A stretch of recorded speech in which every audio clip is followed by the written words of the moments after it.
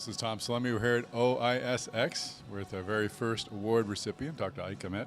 He is the winner of the Clinical Innovator Award. Congratulations. Thanks, Tom. Thank you very much. And you had a lot of tough competition, and I'm sure the voters had a tough time picking, but you clearly deserve it. I really enjoyed your comments about how it's something we don't talk about with innovation. We just use the word innovation, but don't really think about the action of innovating. It can be a collaborative experience, but can also be sort of a solitary experience. What is innovation like for you? You know, I mean, innovation is very much, of course, an idea-generated concept. Mm-hmm. And I think ideas come from so many different places, but a lot of it comes from how we look at things, you know. Do you see what you see, and do I see something different, you know? Finding opportunities perhaps where others don't, mm-hmm. and challenging the status quo. And sometimes you got to kind of find your own path. And for me, being different growing up, just how I look, and being from an immigrant in northern Canada, I think first was difficult, being different, but I think it gave me the skills, I think, to try and be different and kind of think differently. And eventually I kind of learned to embrace it, to use it, to challenge the system, and it helped that way. And so I think that for me was my journey to look at things differently, and not to be satisfied, and keep on pushing, but you're often pushing alone. And eventually try to get everyone together and collaborate, but you got to start somewhere with an idea in yourself. Is that an intentional mindset to look different, to look at things differently, to really always try to flip things on a side and look at it from a different direction? I don't try to intend to do that, but I think I just do that. Yeah. And I think I'm kind of hardwired to that because I had to do it as a child to survive and to thrive and to be comfortable with myself. Mm-hmm.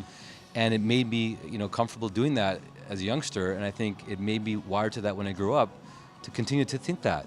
So even if things are looking good, I'm always thinking, okay, well, wait a minute, can we do something better? Yeah. Can we challenge it? This doesn't look exactly as maybe it should. So I think that may be what gave me a little bit of that impetus to push that.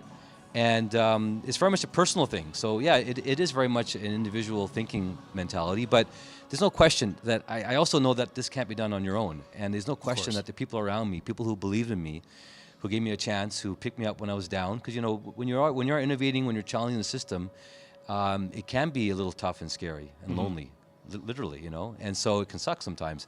And so I think having people, even one person at that moment for a short time, to kind of say, hey, push it, go ahead, that kind of made a big difference for me. And I think there's so many different times. And that's why I said, what I said up front, that this award really is not what I'm doing. It's about everyone around me who's helped and believed and worked together and collaborated, together. And do you feel now part of a innovative community? There are more innovative-minded folks out there, I believe. I think we're tapping into some of that with OIS, but do you feel like there's more of you around, more people to plug into? So, I mean, I think there is, but I mean, I still come in here and I still look at myself as an outsider. Yeah. I don't belong here with all the big folks out there. And I mean, the people nominated for these awards are giants, people I look up to and I grew up and I learned from. So I am very much an outsider, as much as maybe people don't think that. I think I am. I'm anti-establishment. Mm-hmm. I'm an outsider. I'll challenge, respectfully and thoughtfully, of course. So that's always my mindset. But there's no question, it's brilliant minds here, much more brilliant than mine. And I'm happy to be in the room together and learn from them and hopefully work together with others. Great. And just final question. We're celebrating 10 years of OIS at AAO. What are you looking forward to? Let's look forward for a second. Innovation-wise, this is an exciting time to be practicing medicine and developing new technologies, I think. It's an incredible time. And I mean, ophthalmology is leading the way, and a forum like OIS, I've been lucky to be involved for so many years, brings all these people together.